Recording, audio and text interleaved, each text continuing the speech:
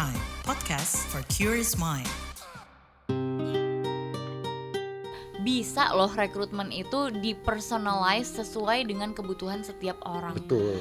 Wow, yes. Tadi cerita tentang dunia kerja, mestinya Yes. dunia kerja juga melakukan hal serupa. Iya, itu dia. Jadi sebenarnya bisa. Bisa. Sebenarnya mungkin.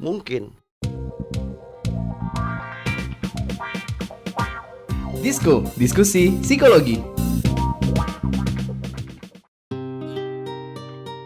Hai teman-teman KBR, semoga teman-teman lagi dalam kondisi yang sehat, kabarnya juga baik, dan semoga teman-teman gak lupa untuk terus jaga kesehatan mental. Karena teman-teman sepenting itu, ya. Kamu tuh sepenting itu. Setiap dari kita kan pasti kita punya pengalaman hidup masing-masing. Dan pengalaman hidup masing-masing itu menjadi sesuatu yang unik dan spesial untuk diri kita. Mungkin hanya kita yang betul-betul paham, tapi dengan kita saling bercerita, kita jadi memahami dan mengenali kekuatan-kekuatan orang lain yang bisa menginspirasi kita. Nah, hari ini kita akan ngobrol dengan seseorang yang perjalanan hidupnya ini di dalamnya terkait dengan disabilitas. Pengen tanya dulu sih sebenarnya sama teman-teman KBR. Apa sih yang teman-teman pikirkan ketika aku mengatakan ada teman-teman yang memiliki disabilitas tertentu? Masih ada gak sih di era 2025 ini yang berpikir teman-teman disabilitas tuh kayaknya gak bisa apa-apa, jauh dari kata sukses, gak berdaya? Semoga sih teman-teman KBR gak ada yang kayak gitu ya. Karena menurutku itu udah pemikiran yang gak zaman banget. Tapi hari ini kita akan mendengarkan dan membuktikan lagi dan lagi bahwa semua orang termasuk teman-teman disabilitas itu punya kemampuan untuk mencetak kisah sukses mereka sendiri. Meski bisa dibilang situasinya, lingkungannya, mungkin dukungannya sejauh ini masih belum ideal, belum terlalu berpihak pada mereka, tapi kita usahakan agar mereka punya akses yang bebas dari diskriminasi. Untuk ngobrol-ngobrol tentang ini, tentunya aku tidak sendiri.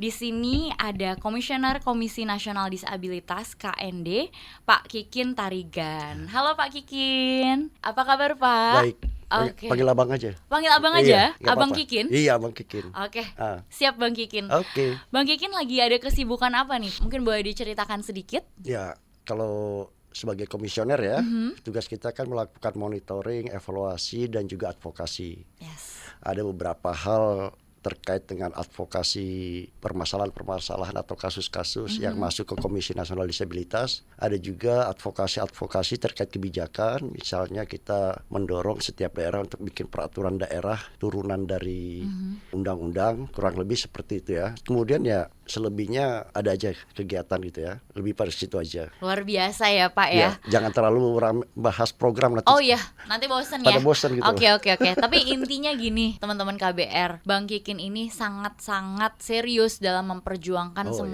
semua hal yang bisa didapatkan oleh teman-teman disabilitas agar mereka bisa hidup optimal dan sepenuhnya ya Pak ya. Dan mungkin sedikit informasi dulu nih bahwa Komisi Nasional Disabilitas adalah lembaga independen yang berada di bawah dan bertanggung jawab kepada Presiden yang bertujuan untuk memastikan dan memantau pelaksanaan penghormatan, pelindungan dan pemenuhan hak penyandang disabilitas. Betul ya Bang? Betul. Jadi selama ini kan masyarakat lebih kenal Komnas HAM, Komnas Perempuan, Komnas Anak gitu. Yes. Dan per tanggal 1 Desember 2021 negara telah melantik kami 7 orang, ya, Presiden melantik kami 7 orang sebagai Komisioner Komnas Disabilitas. Kenapa negara membentuk Komisi Nasional Disabilitas? Itu karena kita ikut dalam kesepakatan global, kita menandatangani konvensi internasional tentang penyandang disabilitas. Konsekuensinya kita harus punya undang-undang dan membentuk komisi. Seleksinya juga panjang. Wow. Seleksinya menarik. Kenapa tuh Pak? Ya karena negara tuh panitia seleksi ya. Sama seperti seleksi-seleksi tempat lain ya. Pertama tahap pemberkasan. Yang kedua CAT. CAT itu kan antara orang netra, orang amputasi, orang tuli. Itu kan pasti caranya beda-beda. Yes. Nah yang menarik adalah panitia memberikan cara-cara khusus kepada penyandang disabilitas apapun ragamnya. Termasuk pada waktu psikolog. Kalau psikolog itu kan ada gambar kotak-kotak itu yang diputar-putar kayak gitu kan. Ya teman netra kan gak bisa lihat. Oh iya betul. Ya kan? Tapi panitia mencari cara. Mencari cara gimana caranya supaya 7 orang ini terpilih kualitasnya sama. Wow, luar biasa. Saya dengernya seneng banget loh, Iya. Bang Kikin, bahwa dari rekrutmennya aja bisa loh rekrutmen itu dipersonalize sesuai dengan kebutuhan setiap orang. Betul. Wow, yes. Tadi cerita tentang dunia kerja, mestinya Yes. dunia kerja juga melakukan hal serupa. Iya, itu dia. Jadi sebenarnya bisa. Bisa. Sebenarnya mungkin. Mungkin. Jadi kalau bicara tentang disabilitas, itu kan pertama ada hambatan dari dalam individu. Yes. Yang kedua, hambatan itu datangnya dari luar. Nah, yang dari luar ini yang seringkali tidak akses dan tidak memenuhi harapan teman-teman disabilitas gitu loh. Sehingga akhirnya pandangan orang teman-teman disabilitas itu tidak punya kemampuan, itu semakin wujud gitu loh. Yes, Karena yes. aksesibilitasnya tidak terbentuk gitu loh. Betul, betul. Dan Bang Kikin sendiri ini kan sekarang sudah bekerja bisa bilang langsung di bawah presiden ya. Langsung bertanggung jawab kepada Bertanggung jawab presiden. kepada presiden. Yes. Tapi jarang ketemu. Iya, tapi menurut saya itu sebuah kisah sukses Bang Kikin. Dan mungkin kalau teman-teman KBR yang mendengarkan juga nggak tahu ya bahwa sebenarnya Bang Kikin ini sendiri merupakan penyandang disabilitas wicara, Ya. malformasi palatum, Iya. hingga usia 7 tahun karena kondisi pada langit-langit mulut. Iya. Mungkin boleh diceritakan sedikit gimana ini Bang? Ya, pertama kan memang anak-anak usia dari 0 sampai sekian pasti nggak bisa ngomong ya. Ngomong tuh apa adanya. Tapi kalau pada saya itu, kalau teman-teman lihat temen sumbing ya, Yes. kalau sumbing itu kan di luar ya. Ya. Kalau saya itu di dalam. Oh. Jadi langit-langit saya itu pecah. Ya minum aja nggak bisa, minum nggak bisa apa segala macam gitu ya. Akhirnya saya dioperasi plastik. Saya sudah pernah oplas gitu. Iya, sudah pernah oplas ya. Saya Ya. belum pernah Oh, nih belum Pak. pernah. Saya udah ya operasi, kemudian saya terapi wicara. Aha. Ya saya sebut aja dulu di Keramat ya masih Santirama namanya. Saya juga sekolah di SLB Oh. ya. Jadi memang proses-proses ini yang membuat proses disabilitas ini yang gini ya. Ketika kita merasa beda, kita tidak percaya diri gitu. Yes. Nah, itu yang utama. Sehingga kenapa saya harus tetap selain terapi juga sekolah supaya pemulihan rasa percaya diri saya. Seperti itu. Anak saya 3, 2 non disabilitas, yang ketiga sama seperti saya. Oh. Mengalami malformasi palatum, dioperasi plastik juga, kemudian terapi wicara juga dan SLB. Yes. Tapi Ini- sekarang sudah bisa ngomong. Iya, iya. Ini yang menarik sih dari kisahnya Ya. Bang Kikin ya. Bukan cuman tentang hal fisiknya, tapi mentalitasnya itu penting Pengaruh, banget. pengaruh. Dimana kita lihat bahwa harga diri kita Ya. itu tidak terpengaruh dari kondisi fisik kita. Betul. Itu gimana cara Bang Kikin membangun mentalitas itu? Tapi gini, tetap ya, bagi teman disabilitas menganggap diri berbeda dan dianggap orang berbeda ini pasti masalah Yes. ya. Sehingga ketika dia tampil di lingkungan manapun, ini pertama orang bisa ngertiin gua gak? Kan pertama kan Iya. gitu. Apapun ragam disabilitasnya ya. Misalnya kalau pakai kursi roda, ini kira-kira orang mau bantu gua gak? Atau sebaliknya, ini orang pura-pura bantu gua maunya apa nih? Selalu ada seperti itu. Nah, itu terbangun dari keluarga. Awalnya pijakan itu adalah keluarga. Ketika seorang anak lahir atau ketika ada orang menjadi disabilitas di dalam keluarga, dianggap beban, dianggap masalah, dianggap sebagai kutuk dan lain sebagainya. Saya nggak tahu, psikologi mungkin lebih paham ya. Tapi saya yakin di dalam batin dia ada merasa gue kok nggak kepake. Iya. Nah, kalau ini Kok ada yang kurang? ada yang kurang. Nah, jadi sebetulnya tergantung keluarga dulu. Kalau keluarga bisa memberikan pemahaman bahwa setiap orang itu unik, setiap orang itu beragam, bahwa keunikan kamu adalah di sini dan seterusnya. Saya yakin setelah itu dia bergaul di lingkungannya sama teman-temannya, bukan tidak terbiasa dibully, tapi dia sudah punya rasa percaya diri yang kuat. Iya. Kurang lebih seperti itu. Dia bisa sekolah dan pada akhirnya dia bisa bekerja. Tapi kalau pada tahapan-tahapan awal seperti yang di awal tadi itu tidak terlaksana, nah biasanya kan itu yang dikatakan orang teman-teman disabilitas selalu menjadi beban. Sebetulnya tidak. Nah, bicara success story tadi, ya setiap orang pasti punya success story dan tidak bisa dibandingkan ya. Pengalaman saya sendiri ketika waktu itu setelah sekolah di SLB, saya sekolah di sekolah reguler, untungnya bagi saya itu ikut pramuka. Ada kegiatan sosial Ada nih. kegiatan sosial, ada interaksi dengan teman-teman, macam-macam segala. Kan belajar banyak kepemimpinan juga Kepemimpinan di di situ ya, situ. Bang. Disitulah saya mulai betul-betul rasa percaya diri saya makin timbul. Keluarga support, setelah keluarga support, lingkungan support, sekolah teman-teman support, di gerakan pramuka ini saya menjadi lebih, boleh dibilang saya menjadi setelah itu jadi ketua terus. nggak pernah nggak ketua. Juara terus itu. Kepemimpinannya betul-betul dibangun di situ. Terbangun di situ. Nah, jadi sebetulnya kalau bicara tentang bagaimana teman-teman disabilitas diharapkan bisa sukses atau siapapun, perluaslah interaksinya gitu loh. Terlibat dalam kegiatan-kegiatan yang pertama orang bisa melihat kita juga bisa melihat orang, kemudian ya rasanya itu hal umum ya. Yes. Hal umum siapa saja bisa seperti itu. Ya kalau sekarang kita hanya di rumah saja, teman disabilitas tidak terlibat kemana-mana ya akhirnya ya tidak bisa dilihat orang gitu. Betul. Ini satu insight yang menarik banget dari Bang Kikin. Kan Bang Kikin sendiri yang mengalaminya. Iya. Bang Kikin melihat bahwa support keluarga dan bagaimana keluarga itu mempersepsikan seseorang yang punya disabilitas tertentu itu sangat mempengaruhi bagaimana orang ini memandang diri dia sendiri. Dan ini bahkan bukan cuman teman-teman yang punya disabilitas sih Bang. Kita yang nggak punya disabilitas fisik pun ketika keluarga menganggap beban, keluarga nggak menerima, itu pasti terdampak rasa percaya dirinya, merasa tidak berharga atau kurang berharga. Dan tadi yang Bang Kikin bilang, oh kalau saya nih yang bantu banget itu dengan ikut pramuka. Itu juga insight yang bagus banget karena memang untuk teman-teman lain pun ketika kita ada di dalam suatu kelompok, kita dihargai, kita diterima, kita didengarkan, itu powerful banget untuk kesehatan mental kita. Kita jadi ngerasa, wah di dunia ini saya ada gunanya loh. Betul. Wah kalau nggak ada saya, itu nggak akan sebagus ini loh acaranya, nggak akan seoke ini loh komunitasnya. Ya itu kan sukses kecil yang kalau dikumpulkan Betul. menjadi itu benar-benar kesuksesan snowball, besar. snowball efek banget ke diri kita sendiri. Ya. Nah terkait itu juga tadi kan teman-teman mungkin perlu tahu ya, disabilitas itu kan ragamnya kalau menurut undang-undang ada fisik, ada sensorik, ada mental, ada intelektual. Yang dua ini seringkali nggak kelihatan.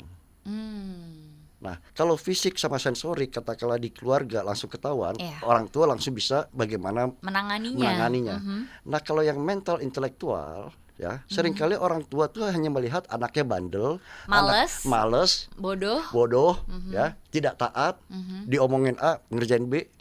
Kebayang nggak kira-kira anak itu sakit banget. Sakit. Itu kayak kita nggak punya kaki dipaksa lari tiap hari. Betul, seperti itu. Jadi kan hal seperti ini yang orang tua juga mestinya paham.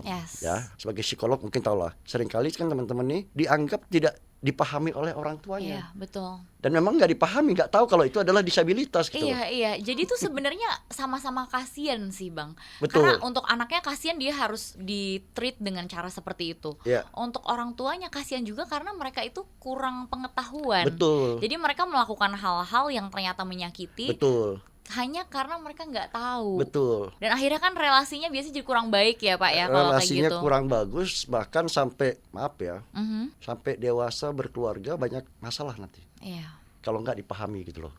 Belum lagi kalau itu menjadi luka batin misalnya kan, nah ya makin jadi snowball gitu. Betul. Jadi memang untuk teman-teman yang mendengarkan ini ya, kita perlu peka banget bahwa dimanapun kita berada, penting banget untuk kita menerima, mendengarkan, menghargai orang lain. Ini disabilitas maupun non disabilitas ya, siapapun itu, karena dengan itu kita bisa membantu mentalitas dia, membantu percaya diri dia, sehingga bisa seperti Bang Kikin lihat saat ini sukses story-nya udah jelas banget bisa kita lihat di depan mata. Boleh dibilang sukses ya, setiap orang punya success story lah. Nggak semua orang harus seperti saya juga kan. Yes. Saya sama anak-anak juga ya terserah kalian mau jadi apa, maunya kalian aja lah kayak gitu. Oke. Dan ini sebelum kita lanjut lagi ya Bang ya, ada sedikit success story lainnya yang mau kita lihat. Kita mau ajak teman-teman KBR untuk menyimak teman-teman disabilitas yang telah menorehkan kesuksesannya di berbagai bidang. Ini ada David Wiono Ansil, seorang pengusaha UMKM, lalu ada Hoirul sebagai seorang penulis, dan Michael Valentino seorang content creator. Disko, diskusi psikologi. Saya jualan salad buah Kak nih, salad buah sama peletikan stik Ansil nih Kak. Jadi saya belajar untuk usaha, walaupun saya sebagai penyandang disabilitas, tapi saya harus memiliki daya juang, daya semangat, dan daya kreatif Kak. Kebetulan saya ini bekerja sama dengan ibu-ibu rumah tangga. Waktu itu saya bereksperimen bekerja sendiri, tapi saya mengalami suatu kendala untuk mobilitas. Untuk belanja sana ke situnya itu saya agak kerepotan untuk belanja. Akhirnya saya berpikir bagaimana caranya saya tetap saya jualan dan saya tidak terlalu capek atau memakan energi yang banyak, akhirnya saya mengajak ibu-ibu untuk berkolaborasi atau bekerja sama. Kayak Bu, tolong saya buatin salad, tolong saya buatin stik sukun, stik tales, nanti saya yang jualan. Ini udah beberapa bulan lah ya untuk jualan seperti ini. Sebelumnya memang saya juga emang senang jualan, tapi jualan ke asongan gitu. Karena jualan itu juga ada seninya loh. Kayak kita tuh seni SKSD, terus bagaimana kita belajar berkomunikasi, bagaimana bersosialisasi. Pokoknya asik deh, serius. Kalau kunci sukses, ini dari perspektif saya atau sudut pandang saya, sukses itu bisa dimiliki oleh semua orang asal kita itu mau berjuang, mau berusaha. Ya kalau kita tidak berusaha, tidak berjuang, apa yang ingin kita dapatkan? Semua orang pasti ingin sukses, tapi bagaimana untuk menuju sukses itu? Sukses itu menurut perspektif saya, bagaimana kita bisa menjadi yang terbaik dari diri kita sendiri. Be the best of yourself. Jadi yang terbaik dari dirimu sendiri. Disko, diskusi psikologi. Kumpulan puisi itu judulnya Cahaya Gempita Aksara. Cahaya Gempita Aksara, yang mana itu saya terbitkan dengan salah satu penerbit dari Si Publishing. Untuk saat ini sih alhamdulillah ya sudah lumayan banyak ya untuk buku-buku yang tersedia dalam bentuk braille. Ya kayak misalnya majalah, terus juga buku kumpulan puisi dan lain sebagainya itu sudah tersedia dalam bentuk braille. Gitu, hanya saja tidak diinikan secara umum gitu ya, tidak seperti halnya buku-buku yang pada umumnya gitu yang tersedia banyak toko gitu. Hanya beberapa tempat saja yang menjual gitu ya, kebanyakan adalah lembaga-lembaga yang memang fokus terhadap disabilitas netra itu. Disko, diskusi psikologi. Pada saat itu karena TikTok lagi booming-boomingnya, akhirnya pada tahun 2024 bulan Agustus saya mencoba untuk membuat postingan pertama di TikTok, dan puji Tuhannya langsung pada saat itu tiba-tiba viral dan meledak. Kurang lebih seperti itu. Jadi ada 3 kunci utamanya. Yang pertama konsisten, terus yang kedua buat satu tema kontennya, dan yang ketiga bangun personal branding.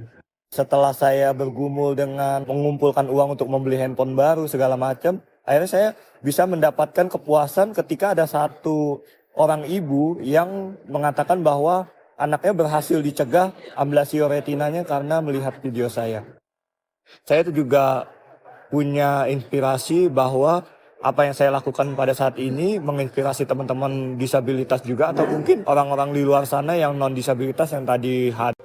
Disko, diskusi psikologi. Oke, kembali ke Bang Kikin. Bang Kikin, tadi kita udah berbicara banyak tentang kisah Bapak sendiri. Ya. Dan mungkin teman-teman KBR ada yang berpikir, wah ternyata ada banyak hal juga yang mereka belum tahu nih tentang teman-teman disabilitas. Kalau dari Bapak sendiri, pengalaman Bapak maupun melihat pengalaman lain atau pengalaman kerja selama ini, apa sih kendala yang dialami teman-teman disabilitas yang selama ini masih kurang dipahami oleh orang lain, dan sebenarnya kalau kita paham, kita jadi bisa banyak membantu dan mensupport mereka? Ya, di awal tadi sudah sampaikan ya bahwa hambatan itu bagi disabilitas pertama dari dirinya. Yes. Artinya mungkin hambatan melihat, hambatan mendengar, hambatan berpikir, hambatan dan lain-lain. Tapi selain itu ada juga hambatan dari luar. Hambatan dari luar itu paling pertama adalah keluarga. Bagaimana keluarga memahami. Berikutnya adalah interaksi dengan teman-temannya. Kemudian kalau dia masuk ke ruang publik, mulai dari dia berangkat dari rumah sampai ke sarana transportasi dan sebagainya, itu kan hambatan-hambatannya banyak sekali. Jadi secara infrastruktur pun bisa dibilang, Betul. misalnya ada tangga tapi nggak ada tempat untuk misalnya kursi roda, berarti Ya. itu kan sudah jadi hambatan. Sudah jadi ya? hambatan. Sebaik-baiknya misalnya sebaik-baiknya ada satu gedung, apa aja ada di situ. Siapa saja boleh mengambil barang-barang yang bagus di situ. Tapi kalau tidak terakses oleh teman-teman disabilitas, ada gunanya nggak gedung itu? Nggak ada kan. Nah, makanya itu. Jadi Karena jadinya eksklusif. ya jadi eksklusif gitu loh. Jadi kan seringkali gini, kami sudah memberikan yang baik, tapi tidak terakses gitu loh. Nah, ini yang menjadi masalah, aksesibilitas. Jadi aksesibilitas itu mulai dari rumah, transportasi, sarana prasarana di jalan, kemudian juga katakanlah kendaraannya sendiri. Relatif sekarang oke lah, sudah ada perspektif yang bagus ya, mulai dari kereta api, beberapa moda transportasi. Sudah ada tempat khususnya. Sudah ada tempat khusus. Walaupun kadang-kadang juga orang kok masih dipakai sama orang lain gitu loh. Iya. Ya, meskipun mungkin kalau pas lagi kosong nggak masalah lah gitu ya. Tapi kalau enggak kan itu kan khusus buat Itu disabilitas. kan memang Ya. haknya mereka Ya, ya, Pak. tapi seringkali juga masyarakat tidak tahu bahwa ada disabilitas yang tidak terlihat, ya, sehingga seringkali ini orang duduk situ ngapain, dia kan nggak disabilitas, padahal mungkin dia mengalami disabilitas mental atau apa, ya dia perlu itu gitu. Ya. Nah, ini kan menjadi kebiasaan yang harus ada pada masyarakat gitu loh, Betul. seperti itu. Ini lagi-lagi terkait dengan disabilitas yang tidak terlihat ya. Iya. Jadinya orang judgmental gitu, kayak loh kok itu orang duduk di situ sih, emang dia Iya. punya disabilitas Iya, apa gitu. iya. Ini yang masih perlu diedukasi lah ya. Iya, pertama bagi teman disabilitasnya sendiri juga, tidak semua teman disabilitas juga mau Sharing atau gimana? declare. Declare. Ya, bahwa dia disabilitas. Aha. Mungkin dia takut. Nanti ketika orang tahu saya disabilitas, ini saya bisa kerja nggak? Kaitannya sebenarnya ke situ Iya. kan. Ketika dia tahu saya disabilitas, bisa dipahami nggak? Kan seperti itu. Nah, tadi kalau hambatan-hambatan tadi, jadi setelah ada di jalan sampai dia di kantor pun seperti itu. Ya, apakah iklim bekerja di kantor itu support terhadap dia, ya, mulai dari cara memandang disabilitas, sarana dan prasarana, kebijakan pimpinan terkait disabilitas. Ada teman disabilitas mental, dia butuh waktu katakanlah 1 minggu itu ada plus 1 hari yang lebih apa Iya. ya, Yang libur gitu yang ya. libur. Kalau kita mengacu pada aturan kan nggak bisa. Iya. Kan? Nah, itu seringkali teman-teman kalau yang kantornya tidak ramah disabilitas perspektifnya, akhirnya ya dia bolos atau apa segala macam. Padahal kan sebetulnya bisa dengan cara kerja sekarang sebetulnya diberikan target pekerjaan sehingga akhirnya job dia selesaikan seperti itu. Yes. Nah, Apalagi yang disabilitas mental sih, Pak. iya, Itu betul-betul masih bisa dibilang belum banyak kelonggaran yang bisa dibantu. Betul. Atau bahkan bukan cuman kelonggaran ya, tapi beda jenis aja gitu pekerjaannya. Itu yang masih susah untuk di personalize Iya. ketika di tempat kerja. betul. Jadi ya memang dunia kerja itu kan membutuhkan pengetahuan dan keterampilan Betul. ya. Tetapi kan sejauh nah tadi kan saya bilang kan teman disabilitasnya belum tentu mau declare kan. Nah, tapi kantornya juga belum menunjukkan ada itikat. Iya. Nah, jadi nggak ketemu gitu loh. Iya, jadi ibaratnya mau minta tolong, tapi kita sendiri nggak yakin akan ditolong Iya. atau enggak. Malah udah takut dulu. Udah takut dulu, malah kita mungkin ngelihatnya pengalaman buruk. Iya, betul. Oke, jadi sebenarnya kira-kira apa sih Pak yang bisa kita bantu, kita support supaya teman-teman yang punya disabilitas ini bisa lebih nyaman dan aman dan menjalankan hidup mereka tuh dengan perasaan bahwa mereka bisa dan akan disupport. Ya, jadi kan kalau menurut WHO nih ya, menurut WHO tuh jumlah penyandang disabilitas itu 10% dari populasi. KBR berapa nih karyawan? Ada Ada berapa ya karyawan KBR? 40. 40, 10%-nya berarti 4 ada nih. Ya, rate-nya seperti itu kan. Nah, permasalahan utamanya bukan yang di 10% ini. Permasalahan utamanya adalah di 90% yang tidak tahu memberikan kewajibannya, menjalankan kewajibannya terhadap yang 10%. Nah, artinya apa? Yang perlu kita bahas pertama adalah perspektif. Perspektif inklusif. Artinya bukan masalah disabilitas atau tidak disabilitas ya, tapi perilaku inklusif, cara berpikir inklusif bahwa setiap orang itu berbeda, pendekatan itu perlu dan sebagainya. No one is left behind No, ya. ya, Semua betul. orang itu harus dilibatkan. Harus dilibatkan. Nah, itu yang paling utama, perspektif dulu lah. Kalau yang lain-lainnya dalam rangka memahami hambatan teman-teman disabilitas tentu adalah bagaimana juga setiap orang, teman-teman pemirsa ya, juga mau terlibat dalam urusan-urusan atau isu-isu terkait disabilitas. Kenapa saya katakan seperti itu? Karena setiap individu pada akhirnya menjadi disabilitas. Maksudnya gimana tuh Bang? Penglihatannya berkurang, Oh, pendengaran berkurang. kesehatannya juga Ya, berkurang. saya berkurang, fungsi pikirnya berkurang, demensia apa bedanya? Iya. Ya, kemudian fungsi geraknya berkurang, mungkin stroke kan disabilitas.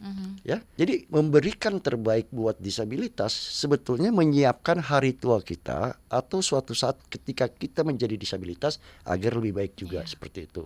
Itu yang paling utama ya. Jadi selain perspektif, kemudian juga bagaimana keterlibatan kita di dalam urusan disabilitas itu sendiri. Yes, Itu yes. harapan paling utama. Kemudian tentu saja kita kait dengan sarana prasarana misalnya, ya itu juga penting. Contoh kasus misalnya kayak bidang landai.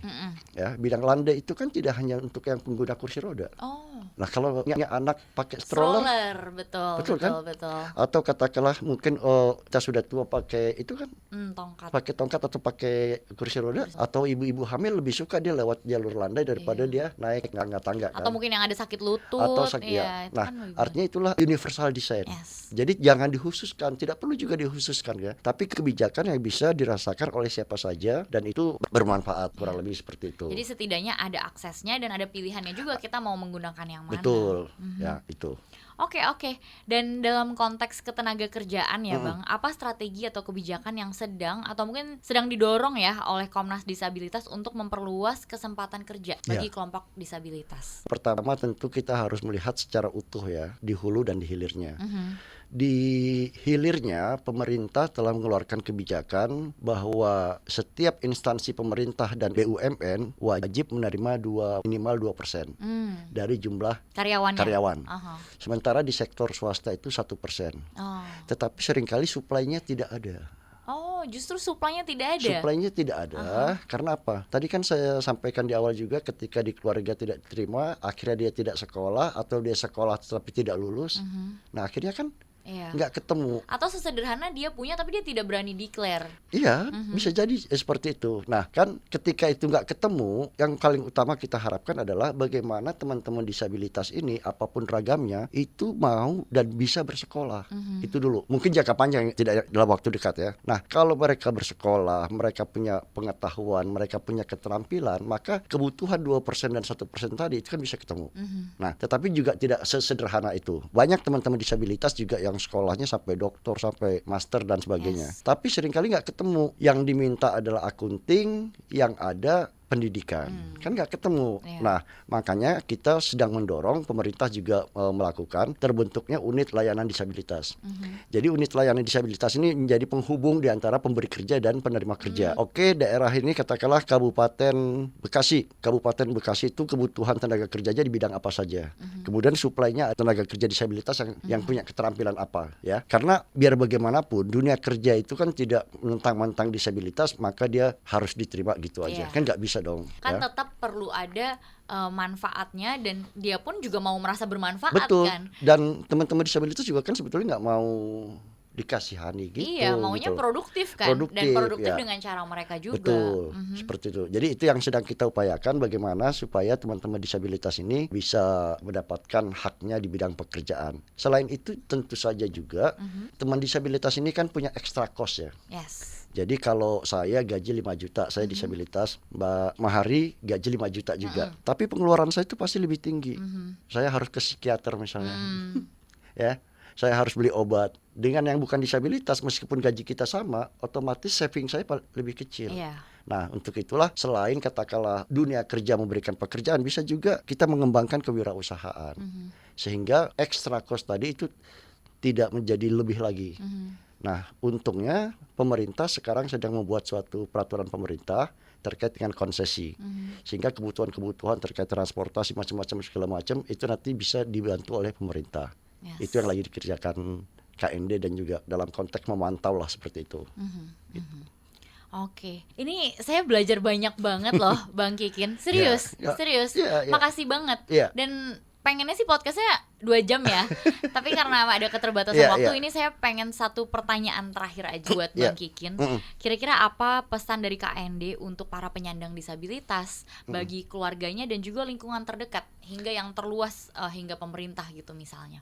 Ya, kembali masalah utama itu juga kan bagaimana penerimaan ya, penerimaan. Tidak mudah kita mendampingi penyandang disabilitas. Yes. Ini kita harus paham ya.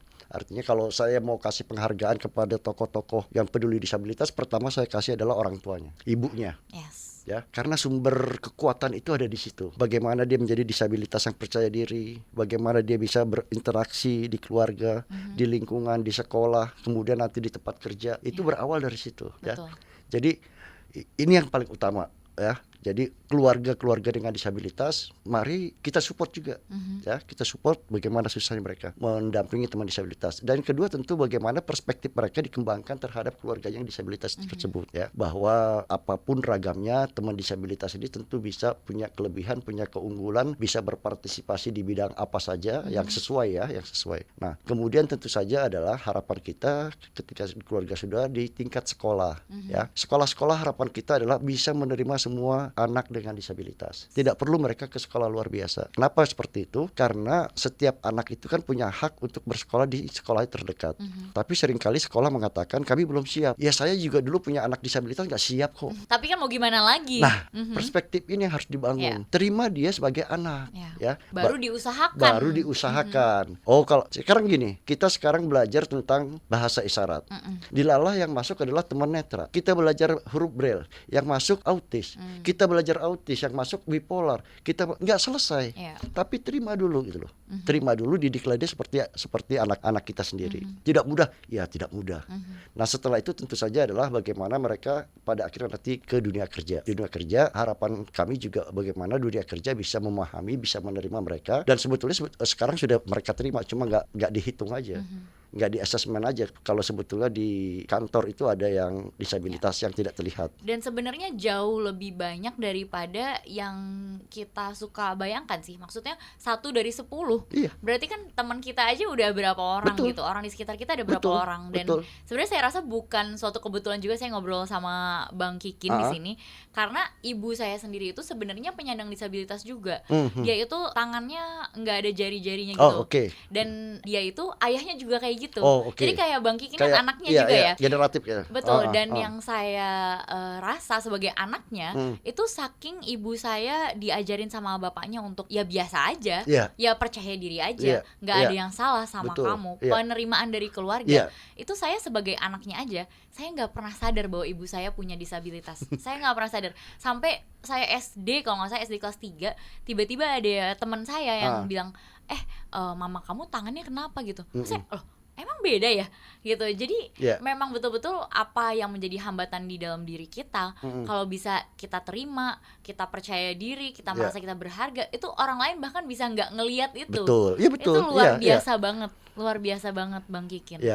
Jadi perspektif itu yang penting gitu loh. Penting banget. Sehingga kita tidak membeda-bedakan orang berdasarkan hal yang berbeda gitu loh. Bahwa memang beda iya. Yes. Ya, itu. Dan yang terakhir tentu saja terkait tadi harapan kami adalah bagaimana pemerintah itu bisa mengeluarkan kebijakan-kebijakan yang berpihak kepada penyandang disabilitas, termasuk kebijakan di bidang anggaran sendiri. Nah, ini kan Presiden Prabowo peduli nih atas citanya terhadap disabilitas. Mari kita wujudkan sama-sama.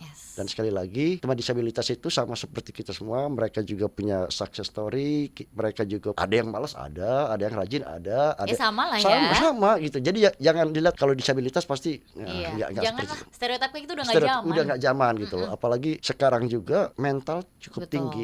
Nah, ini yang menjadi tantangan kita, harapan kita agar kebijakan-kebijakan berpihak sehingga entah itu disabilitasnya terlihat, tidak terlihat. Indonesia Emas 2045 itu bisa kita songsong dengan sumber daya disabilitas, tidak disabilitas bukan jadi pemisahan seperti itu. Oke, Bang Kikin terima kasih banyak. Terima kasih, sudah sama-sama. sharing banyak banget insight untuk teman-teman KBR. Teman-teman KBR aku yakin juga belajar banyak dan rasanya menyenangkan sekali mengetahui bahwa success story dari teman-teman penyandang disabilitas itu bisa menginspirasi siapapun. Betul. Dan semoga bisa bertemu lagi di episode selanjutnya. Teman-teman KBR juga terima kasih sudah mendengarkan episode ini. Sampai ketemu di episode selanjutnya. Aku Mahari pamit undur diri dulu. Bye-bye. Terima kasih banyak Bang Kikin. Disko, diskusi psikologi.